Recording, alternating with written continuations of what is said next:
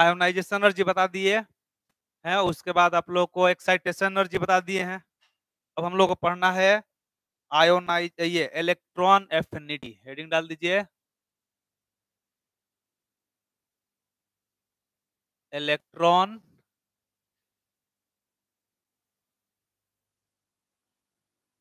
Affinity और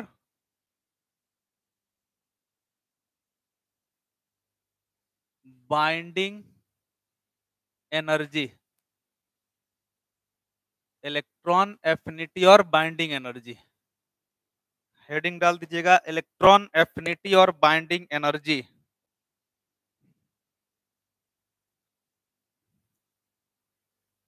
electron affinity और binding energy. Energy released, energy released when an electron is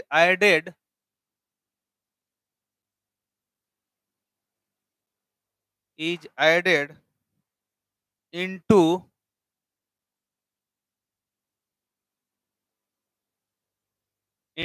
ground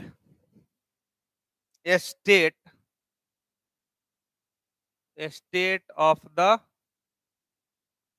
atom. Ground state of the atom is called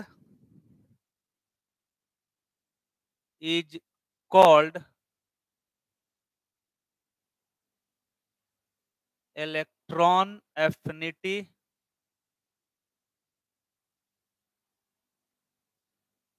और binding energy.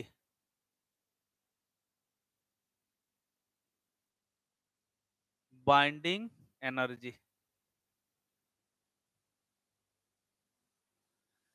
हमने लिखा है कि energy released when an electron is added into ground state of the atom is called electron affinity और binding energy. समझिएगा, एक atom है, ये एक एटम है, ये लोअर पोटेंशियल पे है, लोअर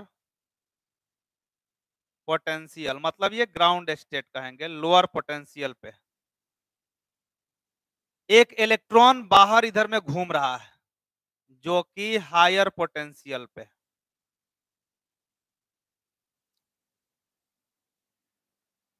हायर पोटेंशियल पे है ये, ठीक है। एटम लोअर पोटेंशियल पे है और ये इलेक्ट्रॉन एटम से बाहर ऐसे घूम रहा है, हायर पोटेंशियल पे है।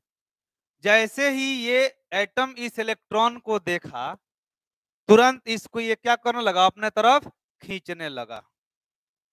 और कोई भी एटम इलेक्ट्रॉन को, बाहरी इलेक्ट्रॉन को अपने तरफ खींचने का जो काम करता है, उसी को हम लोग बोलते हैं इलेक्ट्रॉन एफिनिटी। एफिनिटी मतलब होता है इच्छा, चाहत, प्रेम जिसको कहा जाए। मान लीजिए कि आप रास्ते से जा रहे हैं और कहीं जलेबी गर्मा गर्म बन रहा है, आपको जलेबी बहुत पसंद है, जलेबी से आपको बड़ी प्रेम है, तो आपका झुकाव जलेबी की तरफ बढ़ जाता है कि नहीं बढ़ जाता है? मन में गुदगुदी होने लगता है, काश रुपया रहता तो खरीद के खा लेते। उसको एफिनिटी कहा जाता है। रास्ते से जा रहे हैं, बहुत सारा गुलाब का फूल लगा हुआ है और देख के मन कर रहा है कि एक गुलाबा में से तोड़ ले, वो क्या है? एफिनिटी है। बात समझ में आया?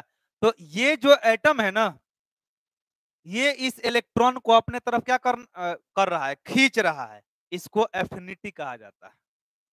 बात समझ में आया? तो जब ये इलेक्ट्रॉन हायर पोटेंशियल पर है और ये अगर खींच लेगा तो लोअर पोटेंशियल पर चला जाएगा, आएगा ना? तो एक चीज ध्यान दीजिए कि जब ये हायर पोटेंशियल पे है तो इसका एनर्जी ई इंफिनिटी है, और ई इंफिनिटी को हम लोग क्या बोलते हैं? जीरो। और ये इलेक्ट्रॉन अब यहां पर आकर के मिल गया इससे, इस एटम के आकर के आउटर मोस्ट ऑर्बिट में प्रवेश कर गया। तो क्यों प्रवेश किया? क्योंकि इसका एफिनिटी है इस इलेक्ट्रॉन के प्रति। ये एटम इलेक्ट्रॉन को पसंद करता है, चाहता है, इसलिए ये अपने अंदर इसको प्रवेश करने दिया। बात समझ में आया? तो और यहाँ पर एक बात आ जाता है इफेक्टिव न्यूक्लियर चार्ज का। कहेगा ये क्या होता है सर इफेक्टिव न्यूक्लियर चार्ज? तब पीरियोडिक टेबल जब आप पढ़िएगा ना तो वहां पढ़ाया जाएगा इफेक्टिव न्यूक्लियर चार्ज के बारे में। एक चीज आप ये मान लीजिए, जैसे मान लीजिए कि कोई एरिया का सांसद है ना, एमएल एमपी है, तो उस एमपी एमपी एक ही है, अब वो कहीं एक ही जगह पे रहता है, लेकिन उसका इफेक्ट पूरा का पूरा उस एरिया पे रहता है कि नहीं रहता है? यानी उस एरिया के जितने भी लोग होते हैं वो किसके अधीन होते हैं? उस मेंबर ऑफ पार्लियामेंट के अधीन होते हैं ना, जिसको आप एमपी बोलते हो, मतलब क्या बोलते हो, सांसद बोलते हो। तो वैसे ही न्यूक्लियस अपने पोजीशन पे है, लेकिन इसका इफेक्ट जो होगा वो हर तरफ रहेगा। उसी इफेक्ट को हम लोग क्या बोलते हैं? इफेक्टिव न्यूक्लियर चार्ज कहा जाता है। बात समझ में आया? तो हर एक एरिया का एकक सांसद या एकक विधायक होता है जिसका अपने एरिया पे पकड़ होता है। बात समझ में आया? उसका इफेक्ट होता है जनता पे, वहां वो जो है जनता के हर एक काम को आसानी से कर देता है, तो लोग उससे बहुत प्रेम करता है, एफिनिटी रखता है। तो हर एक लोग चाहता है ना कि मेरा जो एरिया है वहां का सांसद या विधायक बगल वाले सांसद या विधायक के जैसा हो जाए, ताकि वहां जितना काम हो रहा है उतना काम हमारे एरिया में भी होता है कि नहीं होता है? उसको प्रभाव क्षेत्र कहा जाता है। तो ये एटम के अंदर न्यूक्लियस सेंटर में है, लेकिन इसका प्रभाव क्षेत्र इसके पेरीफेरी तक होगा, बाहर तक होगा। बात समझ में आया? उसी को हम लोग क्या बोलते हैं?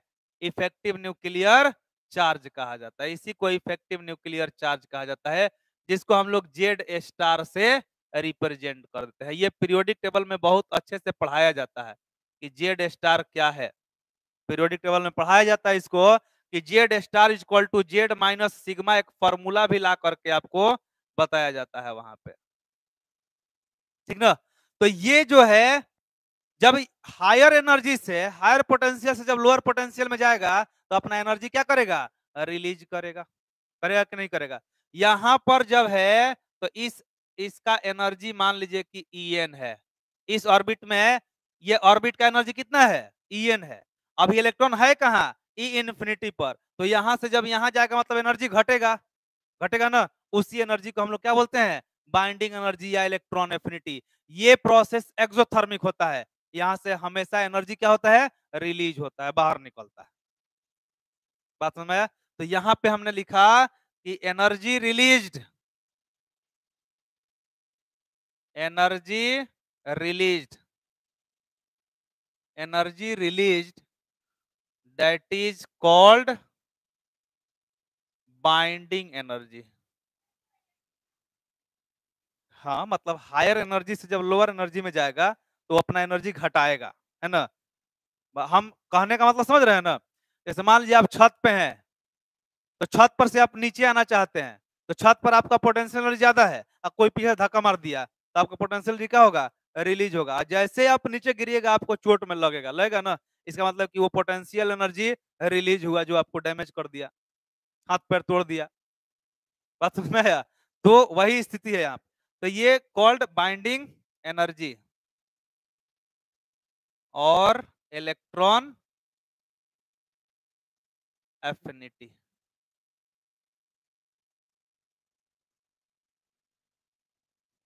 ठीक ना?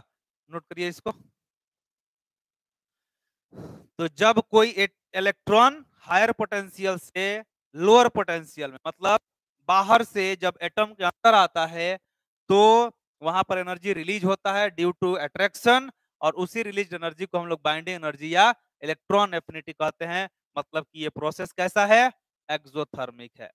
जबकि आयोनाइजेशन एनर्जी प्रोसेस कैसा था? एंडोथर्मिक था, वहां पर एनर्जी देना पड़ रहा था तब वो बाहर निकल रहा था।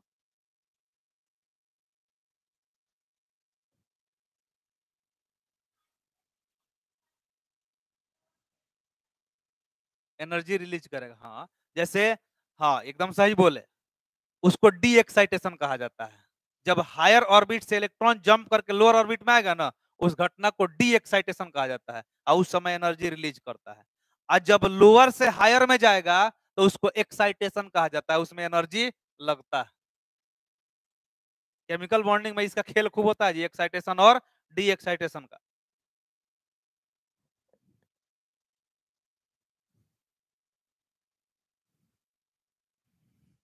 एक्साइटेशन और डी एक्साइटेशन एटम के अंदर ही होता है, लेकिन आयोनाइजेशन या इलेक्ट्रॉन एफिनिटी ये बाहर से होता है।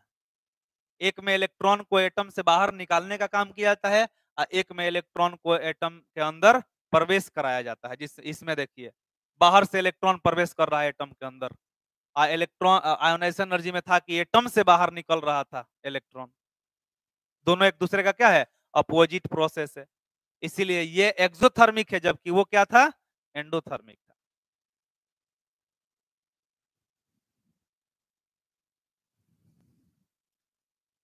इस बाइंडिंग एनर्जी को हम लोग बी से लिख देते हैं, ऐसे बी से डिनोट करेंगे बाइंडिंग एनर्जी को।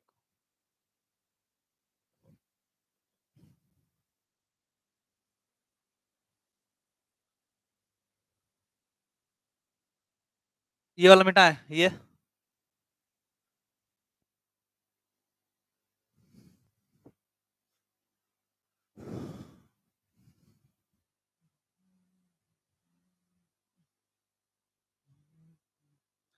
यहाँ पे हम लोग एक चीज और जिक्र कर सकते हैं कि इन्फिनिटी पर था इलेक्ट्रॉन, तो उसका एनर्जी कितना था, ई इन्फिनिटी। और जैसे ही वो इस एटम के अंदर आया तो एनर्जी रिलीज किया ना। तो बताइए यहां से बाइंडिंग एनर्जी रिलीज हुआ, तब ना ये किसके बराबर हुआ जी, ईएन के बराबर हुआ। और इसको हम लोग क्या मानते हैं, जीरो। तो इसलिए ईएन इक्वल टू क्या हो जाएगा, माइनस बाइंडिंग एनर्जी हो जाएगा, या binding energy equal to minus EN, लिख सकते हैं ना। हाँ, ऑर्बिट का एनर्जी। तो अब बताइए हाइड्रोजन एटम के फर्स्ट ऑर्बिट का एनर्जी कितना होता है, तो -13.6 इलेक्ट्रॉन वोल्ट होता है। इसका मतलब कि बाइंडिंग एनर्जी 1 कितना हो जाएगा, तो प्लस में लिखा जाएगा ना, ये हो जाएगा 13.6 इलेक्ट्रॉन वोल्ट। अगर कोई बाहर से इलेक्ट्रॉन दौड़ करके हाइड्रोजन एटम के पहला ऑर्बिट में घुस जाए तो समझ लो कि कितना एनर्जी रिलीज करेगा, 13.6 इलेक्ट्रॉन वोल्ट एनर्जी रिलीज करेगा। बात समझ में आया। अब बताइए E2 कितना हम लिखवाए थे, -3.4 इलेक्ट्रॉन वोल्ट, यही था ना, -3.4 इलेक्ट्रॉन वोल्ट। तो बताइए बाइंडिंग एनर्जी 2 कितना हो जाएगा, बाइंडिंग एनर्जी 2 अगर बात करें तो ये हो जाएगा 3.4 इलेक्ट्रॉन वोल्ट। अगर कोई इलेक्ट्रॉन हाइड्रोजन एटम के दूसरा ऑर्बिट में घुस जाए बाहर से तो कितना एनर्जी रिलीज करेगा, 3.4 इलेक्ट्रॉन वोल्ट। बात समझ आया। और यहाँ निगेटिव साइन आ नहीं रहा है, ये महसूस करिए निगेटिव साइन है, क्योंकि बाइंडिंग एनर्जी कैसा प्रोसेस है, एक्सोथर्मिक, हीट रिलीज होता है उसमें। बात समझ आया ना। अगर हम लिखते हैं E3, E3 क्या हो जाएगा, -1.51 इलेक्ट्रॉन वोल्ट होगा। तो बाइंडिंग एनर्जी 3 कितना होगा, बाइंडिंग एनर्जी 3 बोलिए 1.51 इलेक्ट्रॉन वोल्ट हो जाएगा। और लास्ट बताइए E4 कितना है, तो -0.85। तो बाइंडिंग एनर्जी 4 जो होगा वो हो जाएगा 0.85 इलेक्ट्रॉन वोल्ट। नोट कर लीजिए फटाफट।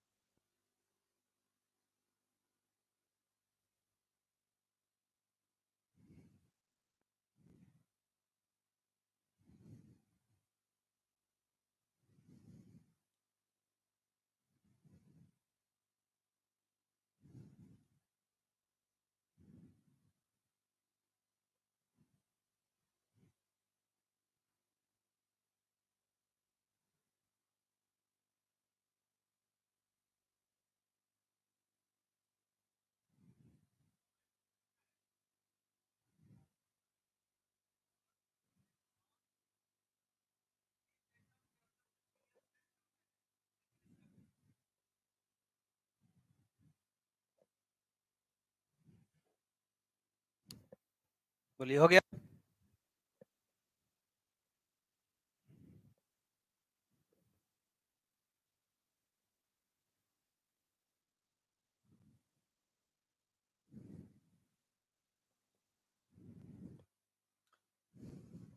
ये नीचे मिटा देना ये।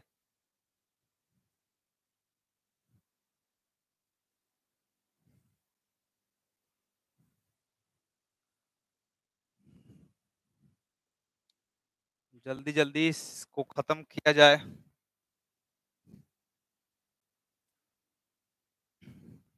यहाँ पर एक हम पॉइंट लिखते हैं, नोट में लिख दीजिएगा। लिखते हैं मैक्सिमम नंबर ऑफ लाइंस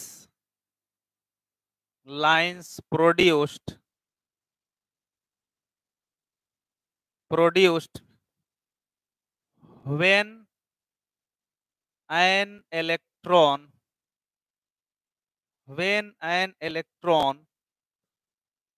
यहाँ नोट न लिख करके फैक्ट में लिख दीजिए। फैक्ट, फैक्ट मतलब सच्चाई।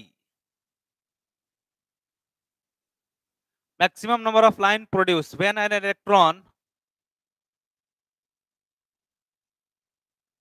jumps from nth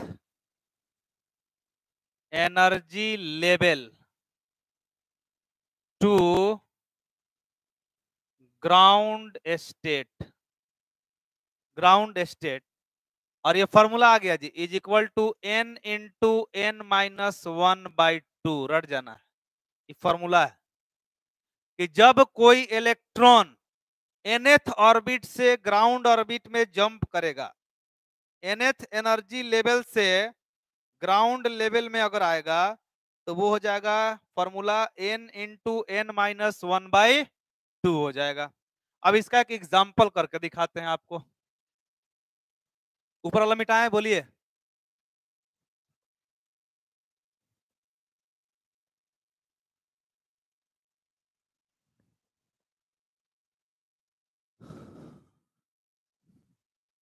अब एक एग्जाम्पल इस पर देखिए, समझिएगा। एग्जाम्पल है कि आपको n जो है दिया हुआ है फिफ्थ, यानी फिफ्थ ऑर्बिट से इलेक्ट्रॉन जंप करके कहां जा रहा है? फर्स्ट पर, ग्राउंड लेवल मतलब फर्स्ट पे। तो मैक्सिमम नंबर ऑफ लाइंस पूछा जाएगा, तो कैसे लिखेंगे? Maximum number of lines, maximum number of lines produced,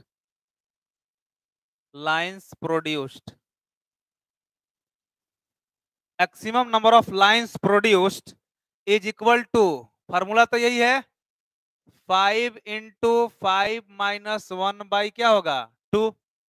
5 में से 1 गया 4, 5 का 20 और 2 दही या 20, ये 10 आ जाएगा कि नहीं आ जाएगा? आएगा ना। अब कैसे आएगा वो दिखाते हैं, देखो। n5 से इलेक्ट्रॉन जंप किया, n5 से इलेक्ट्रॉन जंप करके चला गया कहां पर? n4 पे। n5 से जंप करके गया n3 पर, n5 से जंप करके गया n2 पर, और n5 से जंप करके चला गया n1 पे। फिर n4 से गया किस पर? n3, n4 से n2, n4 से n1, फिर n3 से n2 और n3 से n1, फिर n2 से n1। अब गिनिए तो कितना जंप हुआ? 1 2 3 4 5 6 7 8 9 10। टोटल नंबर ऑफ लाइंस कितना प्रोड्यूस हुआ? 10। हाँ, एक ही इलेक्ट्रॉन का जंपिंग दिखाया जा रहा है पांचवा से, तब वो इतना चेंज कर सकता है, इतना बार जंपिंग कर सकता है, इधर से इधर, इधर से इधर जा सकता है। मतलब 5 से लेकर 1 में इतना जंपिंग वो कर सकता है। नेट कुल देखा जाता है, कुल कितना किया, है ना। वही नंबर ऑफ लाइंस प्रोड्यूस होगा, क्योंकि इलेक्ट्रॉन जब जंप करेगा हायर से लोअर पर तो एनर्जी क्या करेगा, रिलीज करेगा। ठीक ना, नोट करिए इसको। ये नीचे वाला मिटाएं, ये वाला। चलो अब दूसरा number fact.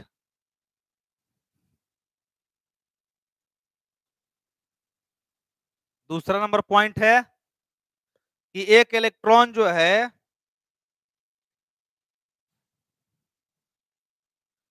When an electron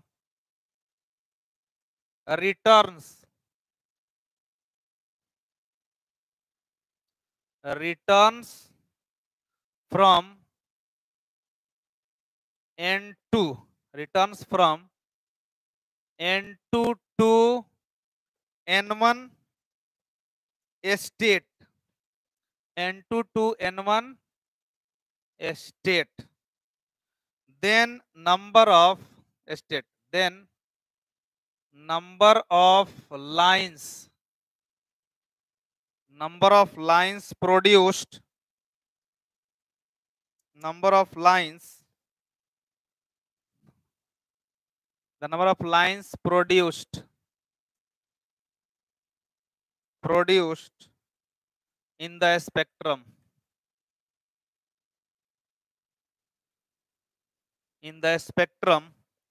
is equal to n2 minus n1 into n2 minus n1 plus 1 by 2। ये फॉर्मूला होता है। When an electron returns from n2 to n1 state, the number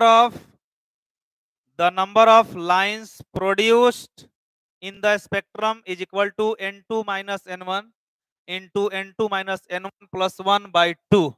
ये फॉर्मूला है दूसरा नंबर। ये second formula आपको मिला fact में।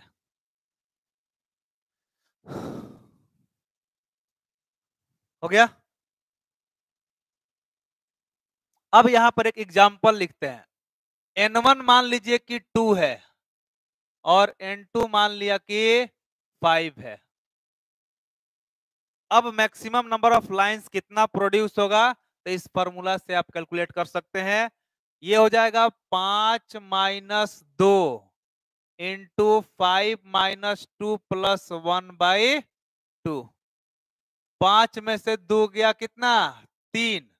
ये कितना हो जाएगा, 5 1 4 ना, अब बाई 2 ये हो जाएगा 6। 6 लाइन प्रोड्यूस होगा।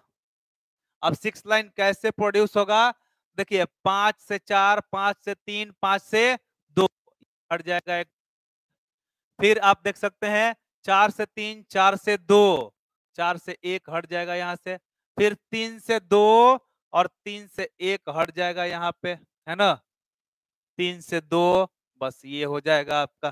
देखिए तो टोटल लाइन कितना प्रोड्यूस हुआ, 1 2 3 4 5 6 हुआ कि नहीं हुआ।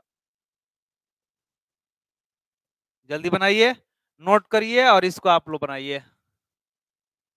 n1 हमने लिख दिया 1 और n2 हमने लिख दिया 5।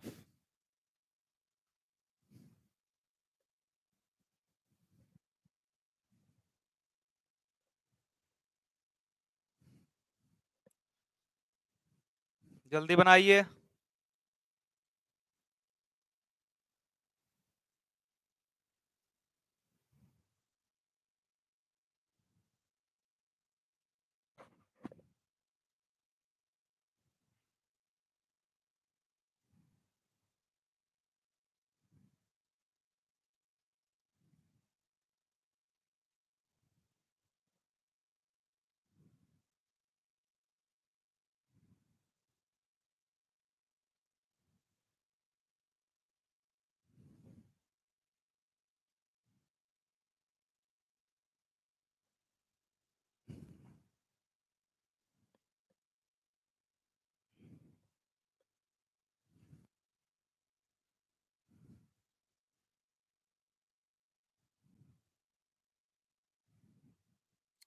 हो गया, नीचे वाला मिटाएं ये।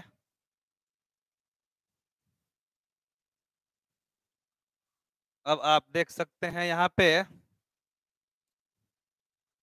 यहाँ बनाते हैं maximum number of lines produced,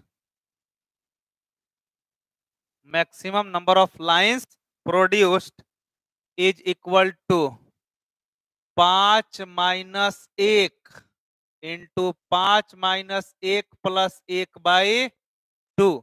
देखिए 4, आइए 5×4 = 20/2, कितना आ गया जी? 10 आ गया। अभी हम लिखे थे 10, देखिए तो इससे पहले वाला में उसमें केवल था कि 5वां से ग्राउंड पे आ रहा है, मतलब 5वां से पहला पे आ रहा है, और यहाँ पर हम लिख दिए 5वां से पहला। दोनों फॉर्मूला से सेम रिजल्ट आएगा, नहीं जगह लिख दीजिए।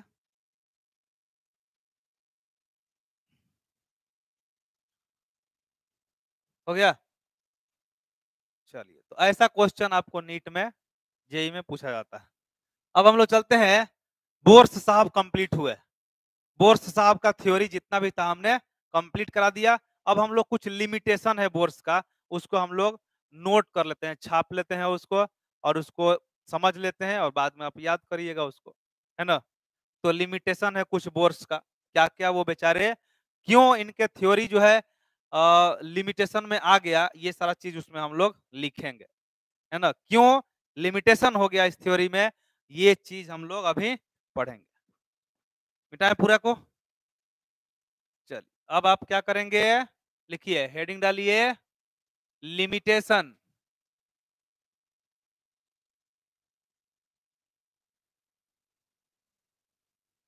Limitation of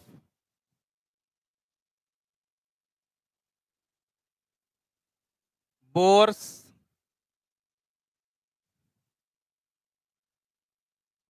atomic model. Limitations of Bohr's atomic model, Bohr's atomic model का limitation, limitations of Bohr's atomic model. पहला लिखिएगा, दिस, लिखते चलिए, this theory is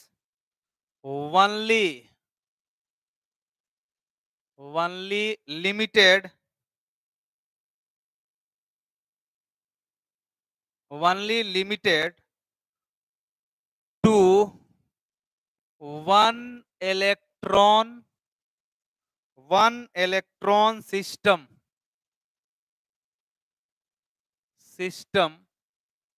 like hydrogen, helium plus, lithium 2 plus, etc। ये कारण से गलती हुआ। दूसरा, there was no explanation,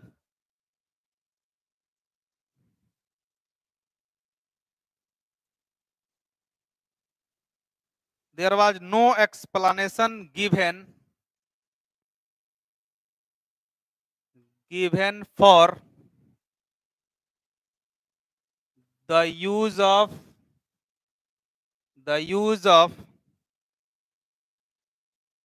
MVR equal to NH/2π। इसका यूज तो किए लेकिन एक्सप्लेनेशन नहीं दिए, इसलिए इसमें लिमिटेशन हो गया।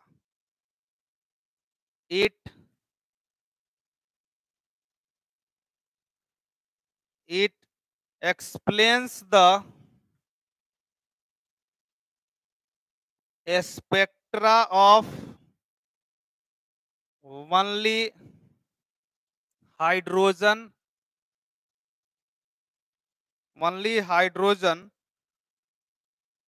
like atom, that is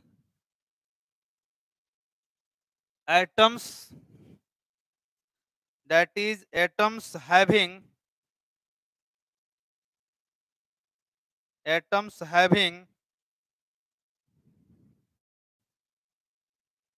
having only one electron. It fails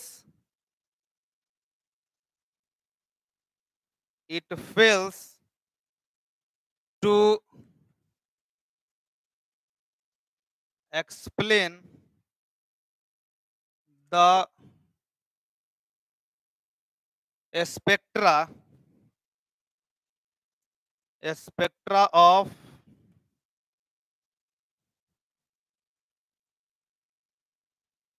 multi-electron atom. multi-electron atoms.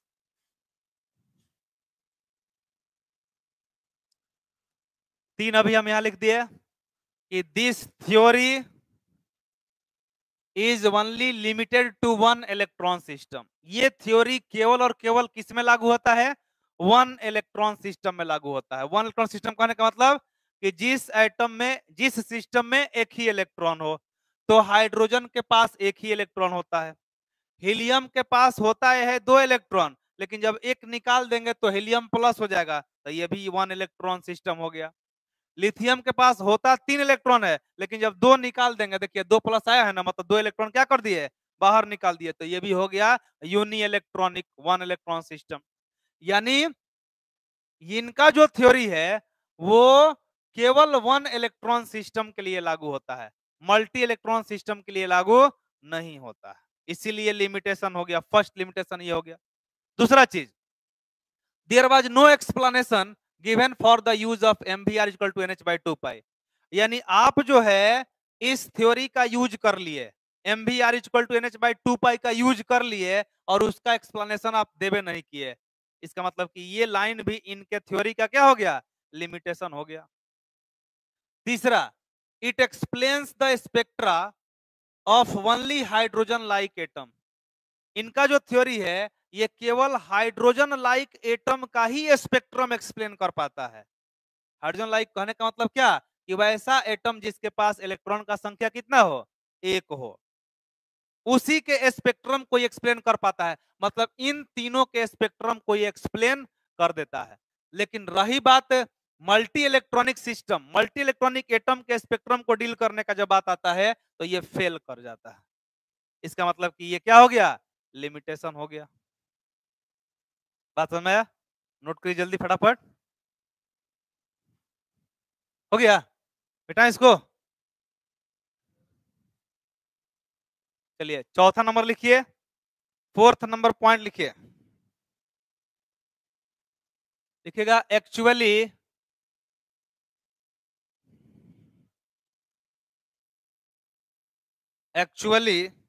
In hydrogen spectrum,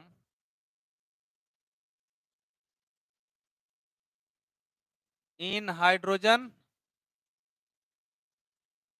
spectrum some fine lines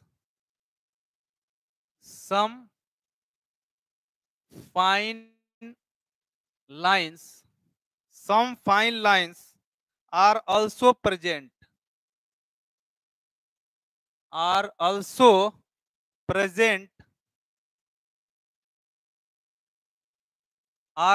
present around bright lines, around bright lines observed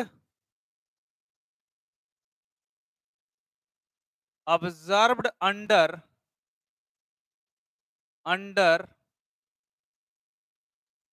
powerful observed under powerful microscope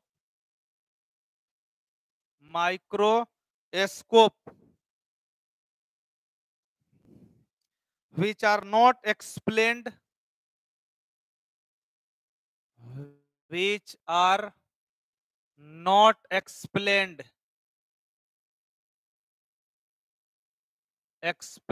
by Bose. ये bourse के द्वारा explain नहीं किया गया. पांचवा point, when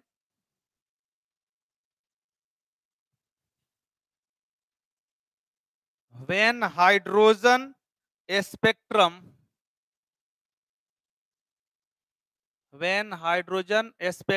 is placed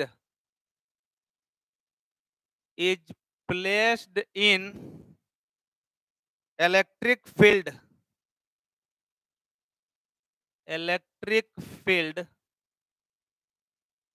or magnetic field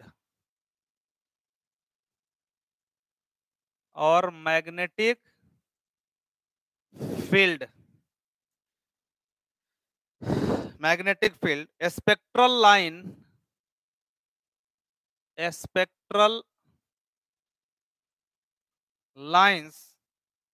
are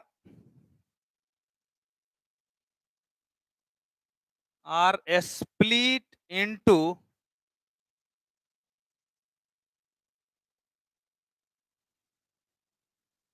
multiple fine lines,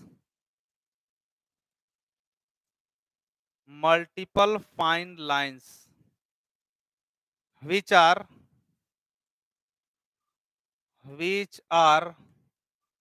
not explained by Bohr's theory.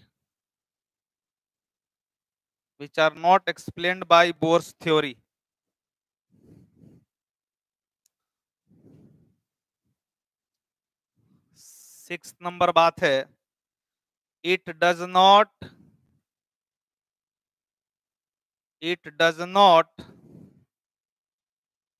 tell about the relative intensities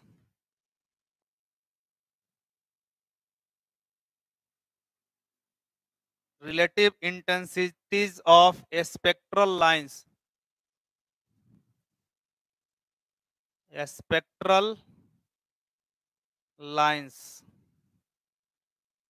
seventh number है, spectrum of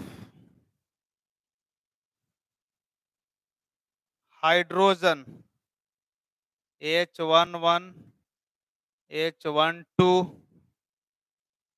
H13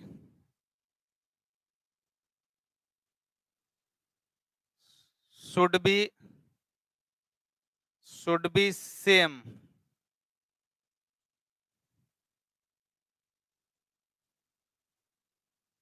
according to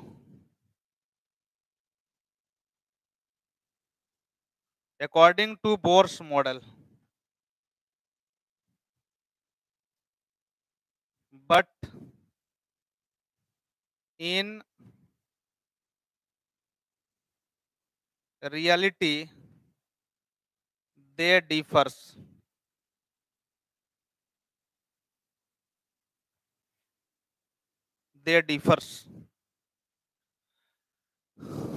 हमने लिखा है पहला point, actually in hydrogen spectrum some fine lines are also present around bright lines.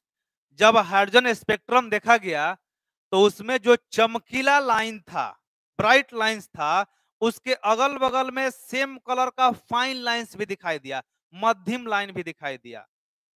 बात समझ? चमकीला line के अगल बगल में मध्यम लाइन भी दिखाई दिया, फाइन लाइंस दिखाई दिया बहुत सारा। तो ब्राइट लाइंस के बारे में तो ये बता दिए, लेकिन जो जब माइक्रोस्कोप से देखा गया और वो फाइन लाइंस पता चला, तो उस फाइन लाइंस के बारे में बोर साहब ने कोई एक्सप्लेनेशन नहीं दिया। यही बात लिखा है, actually in hydrogen spectrum some fine lines are also present around bright lines. कुछ फाइन लाइंस ब्राइट लाइंस के अगल बगल में मौजूद हैं, observed under powerful microscope, strong powerful microscope से ये बात ऑब्जर्व किया गया, which are not explained by Bohr's, लेकिन ये बात बोर्स के द्वारा एक्सप्लेन नहीं किया गया, इसीलिए थ्योरी में क्या लग गया, लिमिटेशन लग गया। दूसरा 5वां नंबर पॉइंट है, when hydrogen spectrum is placed in electric field या मैग्नेटिक फील्ड। हाइड्रोजन स्पेक्ट्रम का जो है, हाइड्रोजन स्पेक्ट्रम जो है उसको जब हम लोग इलेक्ट्रिक फील्ड या मैग्नेटिक फील्ड में रखते हैं तो वो बहुत सारे फाइन लाइंस में स्प्लिट कर जाता है, टूट जाता है। और इस चीज के बारे में भी बोर्स के थ्योरी में कोई एक्सप्लेनेशन नहीं दिया गया, कोई बात नहीं बोला गया था कि क्यों ऐसा होता है कि जब हम लोग हाइड्रोजन स्पेक्ट्रम को इलेक्ट्रिक फील्ड या मैग्नेटिक फील्ड में डालते हैं तो वो फाइन लाइंस में स्प्लिट कर जाता है। क्यों ऐसा होता है, इस बात का जानकारी बोर्स के थ्योरी में कहीं भी नहीं दिया गया था, इसीलिए ये भी क्या बन गया, लिमिटेशन बन गया। फिर छठा नंबर पॉइंट में है, it does not tell about the relative intensities of spectral lines. Spectral lines का इंटेंसिटीज, रिलेटिव इंटेंसिटीज क्या होगा, इसके बारे में इस थ्योरी में कुछ भी जानकारी नहीं दिया गया। और सातवां नंबर पॉइंट है स्पेक्ट्रम ऑफ हाइड्रोजन, यानी प्रोटियम, ड्यूटेरियम और ट्रिटियम। बोर्स के अनुसार इन तीनों आइसोटोपों का जो स्पेक्ट्रम होगा वो सेम होगा, लेकिन सच्चाई ये है कि इन तीनों का स्पेक्ट्रम सेम नहीं होता। बात समझ में आया? मैंने इंटेंसिटी, कलर का इंटेंसिटी होता है ना, उसके बारे में कुछ जानकारी नहीं दी है। नोट करिए जल्दी फटाफट।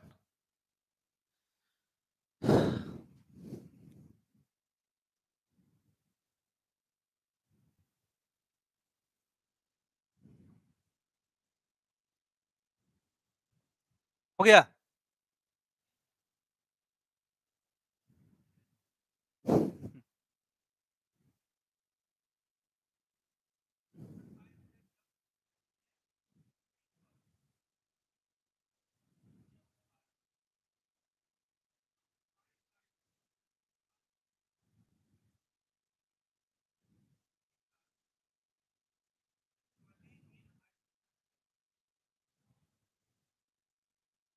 और दो है, लिख लीजिए इसको फटाफट,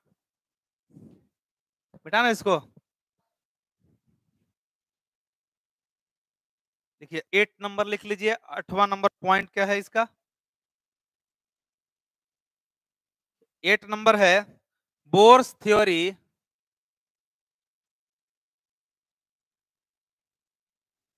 bourse theory defines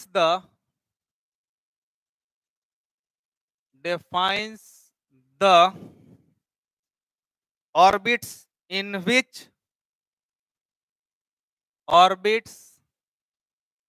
in which in which an electron can revolve, an electron can revolve revolve very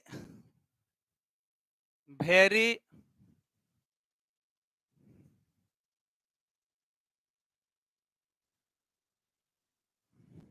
very preciously, that is defines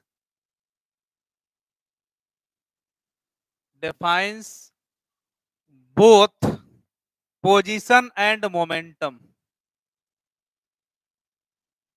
both position and momentum, position and momentum with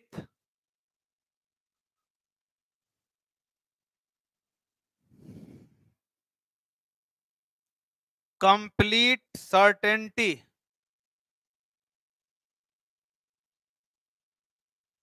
complete certainty. It is against, it is against the Heisenberg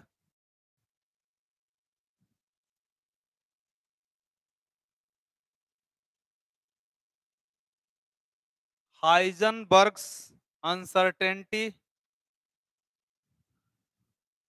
Heisenberg's uncertainty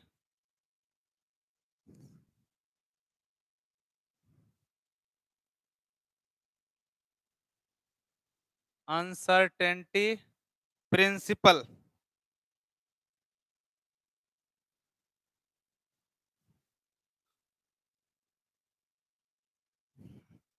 और अंतिम है 9th number, it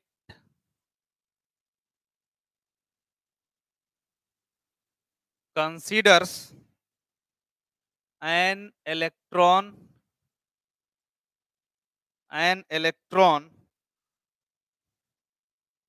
only as a particle, only as a particle, but electrons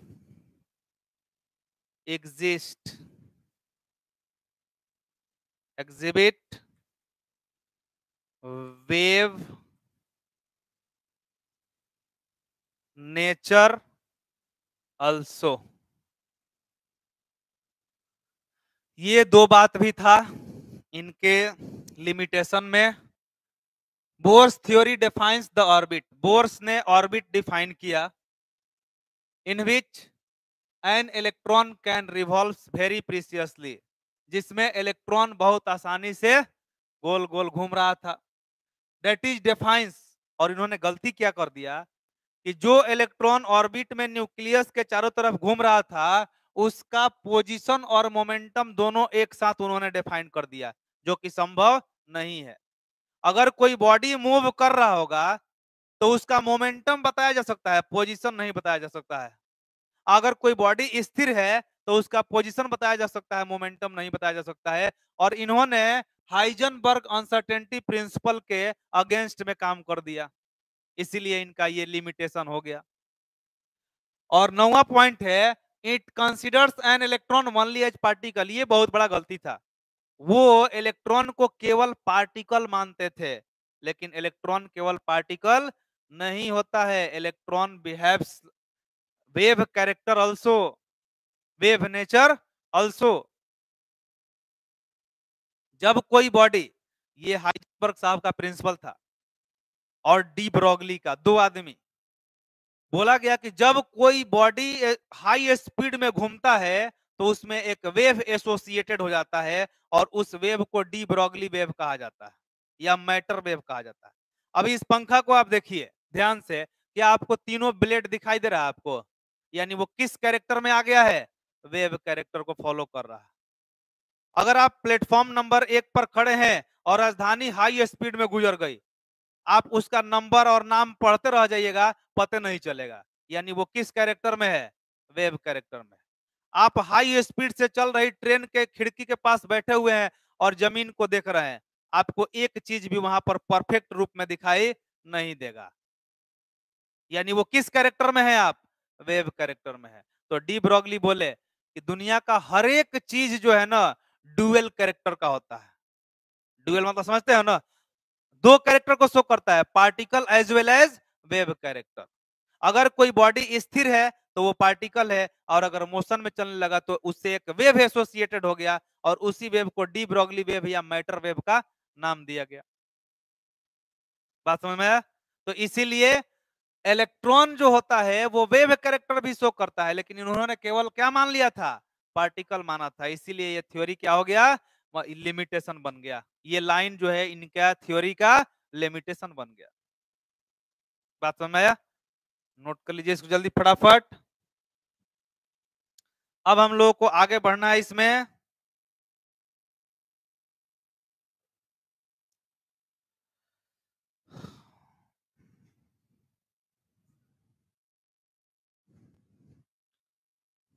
हो गया? लिख लिए? मिटाएं इसको। अब आइए हम लोग पढ़ते हैं particle nature of radiation, Einstein साहब का theory, particle nature of radiation. Heading डालिए।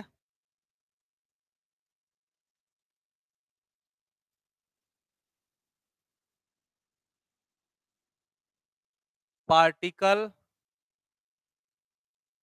Nature of radiation, particle nature of radiation, particle nature of radiation. और इसमें आप लो हेडिंग डालिएगा फोटो इलेक्ट्रिक इफेक्ट और electron emission.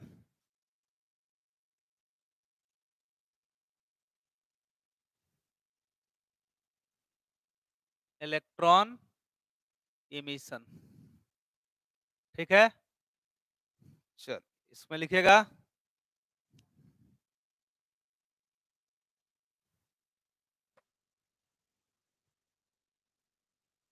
when light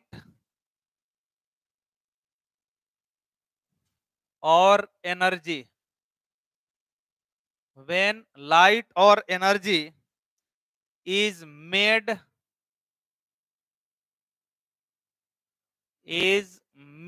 to incident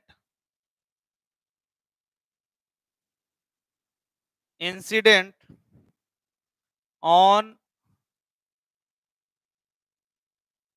certain metal surface, certain metal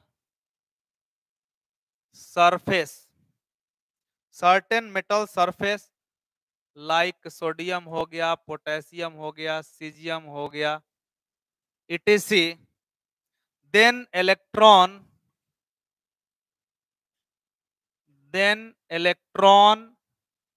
may emit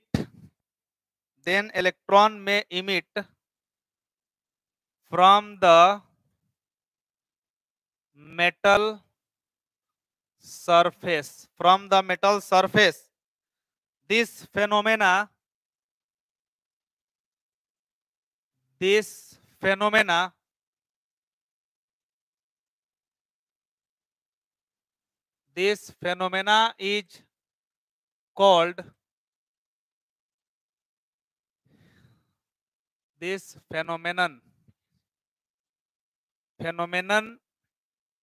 called photoelectric effect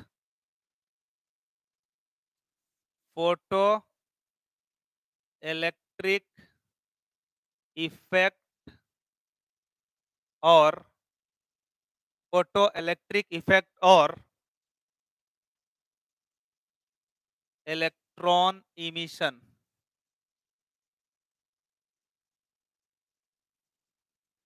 photoelectric effect और electron emission. हमने यहां लिखा है कि व्हेन लाइट और energy is made to incident on a certain metal surface, कुछ metal surface के ऊपर लाइक सोडियम हो गया, पोटेशियम हो गया, सीजियम हो गया, इस मेटल प्लेट के सरफेस के ऊपर अगर लाइट फॉल करता है, लाइट पड़ता है, देन इलेक्ट्रॉन में emit from the metal surface, तो मेटल के सरफेस से इलेक्ट्रॉन बाहर निकलता है, ठीक ना। इसी फेनोमेना को, इसी घटना को हम लोग क्या बोलते हैं? फोटो इलेक्ट्रिक इफेक्ट और इलेक्ट्रॉन इमिशन। जैसे देखिए हमने क्या किया कि यहां पर एक हमने मेटल प्लेट लगाया, देखिएगा ये एक मेटल प्लेट है और इस पे लाइट फॉल कर रहा है, इस पर एक लाइट फॉल कर रहा है, इस पर लाइट पड़ रहा है। तो जब लाइट पड़ेगा तो यहां से इलेक्ट्रॉन का इमिशन होगा, गौर करिएगा, यहां से इलेक्ट्रॉन का इमिशन होगा, इलेक्ट्रॉन बाहर निकलेगा। ये हो गया मेटल सरफेस। क्या है ये? Metal surface. मेटल सरफेस है और मान लीजिए किसका है? सोडियम, पोटेशियम, सीजियम, किसी एक का है। और ये इंसिडेंट लाइट है, ये जो है इंसिडेंट लाइट है, इंसिडेंट लाइट, इंसिडेंट लाइट। ये लाइट पड़ रहा है मेटल सरफेस पर, तो ये इलेक्ट्रॉन का इमिशन हो रहा है। इसी इलेक्ट्रॉन को, जो इलेक्ट्रॉन ये निकल रहा है ना, इसको हम लोग क्या बोलते हैं? फोटो इलेक्ट्रॉन बोलते हैं। क्या बोलते हैं? Photo electron. फोटो इलेक्ट्रॉन इसको कहा जाता है। और इस पूरे घटना को क्या बोलते हैं? फोटो इलेक्ट्रिक इफेक्ट और इलेक्ट्रॉन इमिशन। नोट करिए जल्दी फटाफट। इस पूरे घटना को हम लोग फोटो इलेक्ट्रिक इफेक्ट और इलेक्ट्रॉन इमिशन बोलते हैं।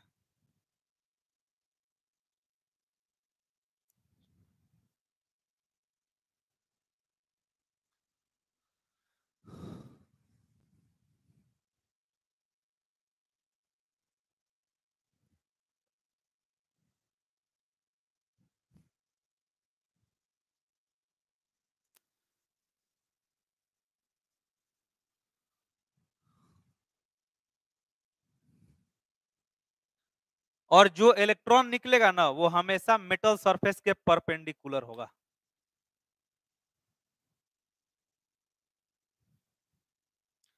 यहां पर लिख भी देते हैं, electrons are called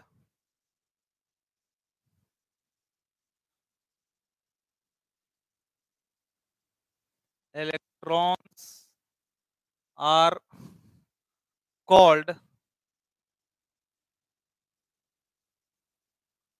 photoelectrons. Electrons are called photo electrons.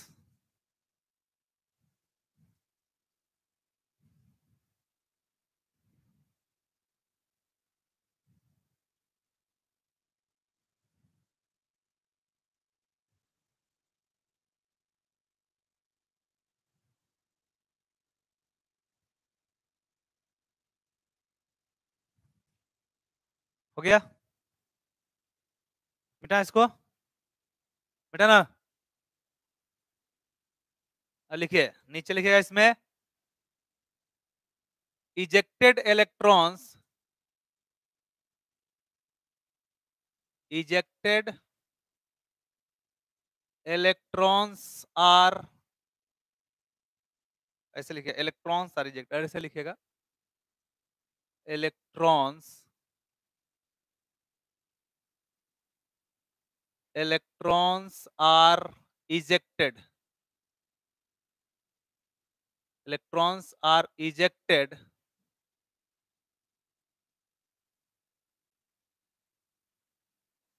perpendicular to the surface of, perpendicular to the surface of metal, perpendicular to the surface of metal,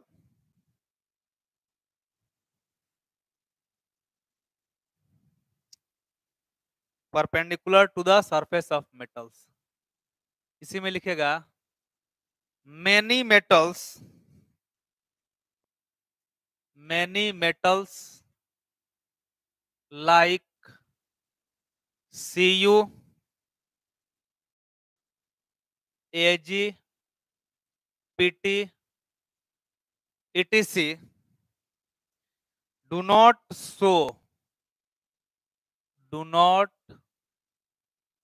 show photoelectric effect, photoelectric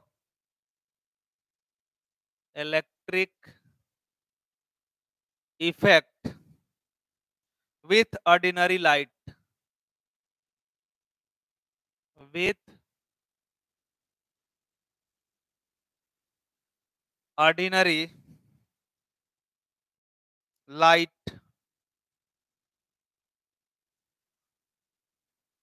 however if we use, however if we use ultraviolet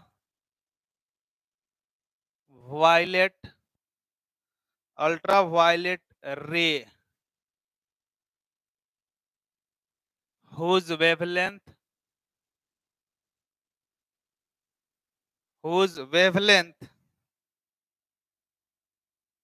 whose wavelength is less than whose wavelength is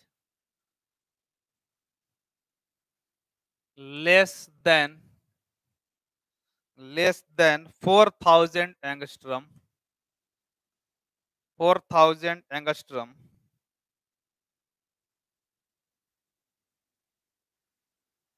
we find that all metals emit electrons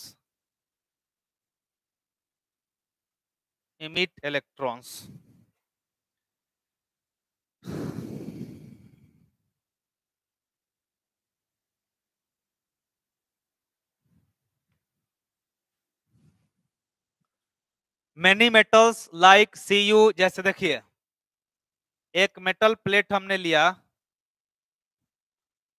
और ये जो है metal surface है, metal surface, और ये या तो copper का है, नहीं तो सिल्वर का है, नहीं तो प्लेटिनम का है, मतलब कोई इसमें से मेटल प्लेट। तो जब आप इस पर लाइट फॉल कराइएगा तो आप ऑर्डिनरी लाइट जब यूज करिएगा तो ये इलेक्ट्रॉन एमिशन शो नहीं करेगा, फोटो इलेक्ट्रिक इफेक्ट शो नहीं करेगा। इसके लिए आपको क्या यूज करना होगा? हाँ, अल्ट्रा वायलेट रेज यूज करना होगा। मतलब यहां पर इंसिडेंट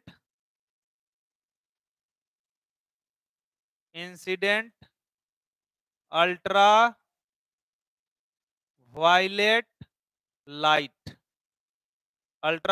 लाइट, वेवलेंथ कितना? लेस देन 4000 एंगस्ट्रम होना चाहिए, तब जाकर के ये इलेक्ट्रॉन का इमिशन कर सकता है, तब ये इलेक्ट्रॉन का इमिशन कर सकता है, ठीक ना? क्योंकि इसके अंदर क्या है ना, कि इतना स्ट्रॉन्ग और टाइटली बंधा हुआ होता है इलेक्ट्रॉन, यानी इस मेटल का वर्क फंक्शन इतना ज्यादा होता है कि ऑर्डिनरी लाइट में वो उतना एनर्जी मौजूद नहीं हो पाता। जिस मेटल के अंदर इलेक्ट्रॉन टाइटली होल्ड रहेगा ना, उसमें से इलेक्ट्रॉन को निकालने के लिए आपको अल्ट्रा वायलेट लाइट देना होगा। अल्ट्रा वायलेट लाइट का वेवलेंथ कम होता है, और जिसका वेवलेंथ कम होता है उसका एनर्जी क्या होता है? ज्यादा होता है, क्योंकि एनर्जी और वेवलेंथ में इनवर्स का रिलेशन होता है। तो आपको ज्यादा एनर्जी का लाइट डालना होगा, और ज्यादा एनर्जी का लाइट वही ना होगा जिसका वेवलेंथ बहुत कम होगा, तब जाकर के इलेक्ट्रॉन का इमिशन होगा। लेकिन वही सोडियम हो गया, पोटेशियम हो गया, सीजियम हो गया, उसके अंदर इलेक्ट्रॉन बहुत टाइटली होल्ड नहीं रहता है, इसीलिए आप ऑर्डिनरी लाइट जब यूज करते हो तब भी वहां से आसानी से इलेक्ट्रॉन बाहर निकल जाता है। बात समझ? और नॉन मेटल से तो आप इलेक्ट्रॉन निकालना चाहिएगा, मतलब फोटो इलेक्ट्रिक इफेक्ट शो करवाना चाहिएगा, तो ये संभव नहीं है। और इसी चीज पर वर्क करता है, इसी थ्योरी पर काम करता है सोलर सिस्टम। सोलर पैनल जो आप घर पे लगाते हैं ना, बैटरी चार्ज करते हैं, टीवी पंखा चलाते हैं, वो किस पर काम करता है? इसी थ्योरी पर काम करता है। आप खरीद कर लाते हो प्लेट, उसके ऊपर सीजियम का लेयर रहता है, देखिएगा चमकता है ना, और छत पर जाकर लगा देते हैं, और सूरज का प्रकाश पड़ता है उस पर, तो इलेक्ट्रॉन का इमिशन होता है ना। और वही उसके पीछे वायर लगा रहता है, इंस्ट्रूमेंट्स लगा हुआ रहता है, इलेक्ट्रॉन का इमिशन बाहर हो रहा है और करंट का फ्लो होता है, और बैटरी इस प्रकार से चार्ज हो जाता है। बात समझ में आया? तो फोटो इलेक्ट्रिक इफेक्ट यही तरीका है जिससे सोलर प्लेट जो हम लोग छत पे घर पे लगाते हैं वो इसी पे काम करता है।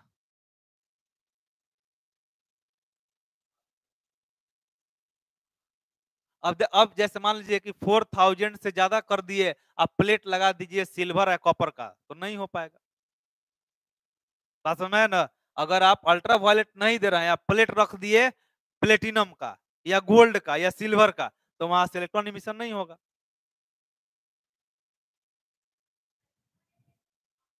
हाँ, नॉर्मल लाइट से भी तो वहां तो लिखवाए हैं, अल्ट्रा वायलेट जब वहां यूज करिएगा तो बहुत फास्ट इलेक्ट्रॉन निकलेगा, लेकिन उसका समय होता है जी, वो बहुत, अब इलेक्ट्रॉन निकलते निकलते एक ऐसा समय आएगा कि वो प्लेट जो होगा वो खराब हो जाएगा, देखते हो जब प्लेट खराब हो जाता है या तो आप बदल दीजिए और नहीं तो उस पर फिर से सीजियम का लेयर चढ़वा दीजिए, 2 काम होता है।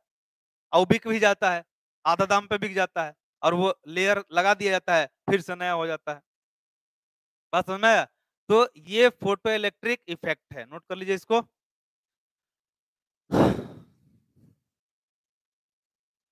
क्लियर हुआ? तो आज इतना रहने दिया जाए। चलो तब अगले क्लास में हम लोग पढ़ेंगे और भी चीजें इससे पढ़ाएंगे। हम लोग यहाँ से एक इक्वेशन पढ़ेंगे, फोटो इलेक्ट्रिक इक्वेशन, जिससे क्वेश्चन आता है एग्जाम में बनाने के लिए। और जितना भी पॉइंट लिख रहे हैं ना, ये सारा पॉइंट को एकदम पढ़िएगा अच्छे से और याद रखने का प्रयास करिए। सब पॉइंट ही कभी कभी ऑप्शन बन के आपके सामने आएगा, ठीक ना? चलो तो आज के लिए इतना ही, फिर अगले क्लास में हम लोग बात करेंगे।